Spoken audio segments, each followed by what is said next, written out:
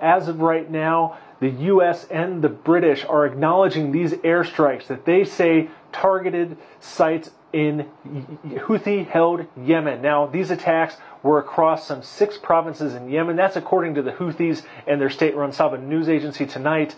Now, we don't know exactly what the extent of the damage is, nor if there was anybody injured in these attacks. But what we do know is that the U.S. launched FA-18 fighter jets off the Dwight D. Eisenhower aircraft carrier, and American warships that are in the Red Sea launched Tomahawk cruise missiles, and it targeted sites, some 13 sites across Yemen in that Houthi-controlled territory. Now, the Houthis have acknowledged that these attacks even hit Sana'a, which is the capital they've held since 2014, and we've seen online videos from people in Sana'a showing just fireballs and clouds of smoke, as well as the sound of explosions echoing across the mountains in that capital.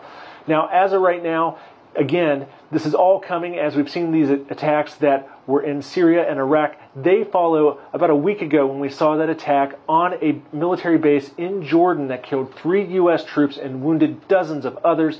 Those attacks were blamed on Iranian-backed militias in Iraq that the Americans say have direct ties to Iran's paramilitary Revolutionary Guard. Tonight, these attacks, they did not mention the Revolutionary Guard. They didn't really even mention Iran as part of this, but they did mention the fact that the Houthis are launching these attacks on the Red Sea, the Gulf of Aden, that are disrupting cargo shipments as well as energy shipments around the world. Now, we've also heard tonight from U.S. Defense Secretary Lloyd Austin, and he said the following, and I quote, "This collective action sends a clear message to the Houthis that they will continue to bear further consequences if they do not end their illegal attacks on international shipping and naval vessels.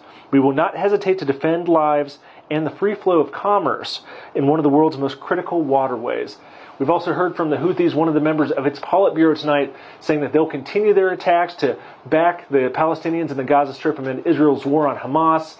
They say that escalation will be met with escalation.